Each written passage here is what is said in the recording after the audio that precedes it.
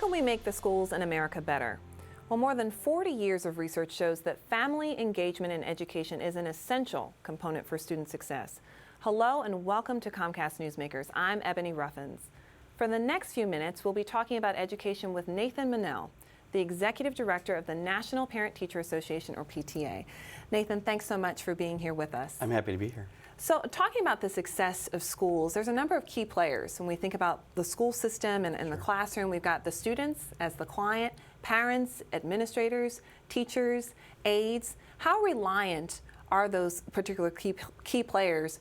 How reliant are they on each other for the student's success? Some would say parents really are the foundation for the success of the student generally, but there's a number of players that must work together. Absolutely.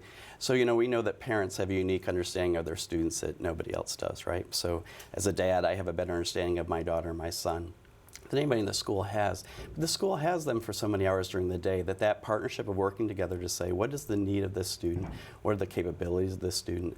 What are the opportunities for this student? That's a partnership that works out together. So whether it's the counseling office, whether it's the teacher, whether it's the special needs that might be provided for the student, those all have to work together to create success for the student. And it sounds to me like you're saying the parent plays a role at every single step of that process, from the interaction between student to teacher, student to counselor, student to administrator. The parent really can influence the success of all of those relationships. Is that right? They certainly can. And within the PTA, we're not only looking at the relationship between the individual parent and their child, but also the role that all parents have for all the children in the schools. So within the National PTA, we have a tagline that says, every child, one voice. And so our voice is unified together to make sure we're looking at all the students in the school to make sure that their needs are being met.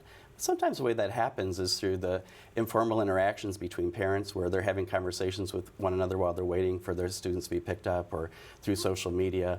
Those contexts allow us to be able to create a community where with teachers we can support teachers who might be having challenges in the classroom, or principals who are having cultural issues, or where there might be violence in a neighborhood, where parents can all come together and say, we need to work on this together to make sure our students have the best opportunity in their one time to go through the education process. My daughter's a fifth grader. She's only going to do fifth grade one time, so we have to get it right each grade they go through. So when we think about teachers, there are a number of statistics that show teachers would be happiest and more inclined to choose to work at schools that foster an environment of high parent-teacher involvement and workplace safety versus an environment where there's very little parent involvement and wherein the schools just aren't as safe and maybe there's higher compensation. So for a number of teachers, they say, my priority is working at a school where the parents are involved and I'm safe and I'll take less money potentially. That seems to be the preference, which might surprise some folks. Yeah, we're absolutely right, Ebony. We know from the research the parents do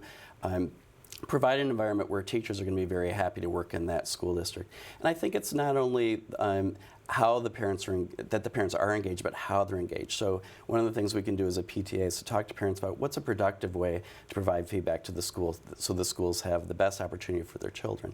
But we, in all of our work, everybody, no matter where we work, the culture matters as much as the resources we're receiving. And so we know that when parents are engaged, the teachers have a much better interaction with the students. We know that attendance is better at schools when parents are engaged. We know that the opportunities that students take advantage are higher when parents are engaged.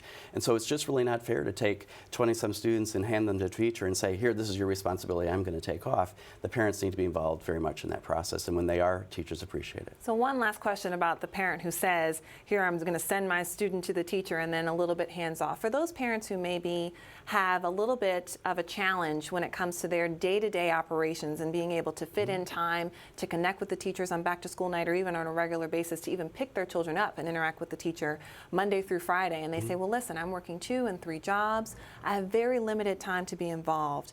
What would be your advice to that parent who says, I really care about my child's success. I want my student to do well. I want the teacher to feel like I'm invested, but time is limited? Sure. The best family engagement that happens is what happens at home. So the ability to work with your child doing homework, the ability to talk to them about how their day was, those are the things that matter the most. And so do that first. So if you have time for only one thing, do it family engagement at home. Talk about school, talk about the daily experience, talk about the academics, help them with their homework, check their homework, read the folders that come home from school. At least do that.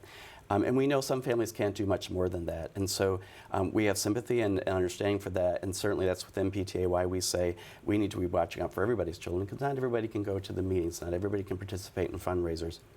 Not everybody can advocate for more funding for their schools. And so we have to pick that up for those who can't. But I would also encourage folks, when they have the capacity, to look at the other ways that schools are very effectively trying to engage parents. So a higher use of social media, greater use of email and calendar items that help parents stay in touch with what's going on in their school. Nathan Monell, thanks so much for leading this charge. And thank you for joining us for this edition of Comcast Newsmakers. I'm Ebony Ruffins.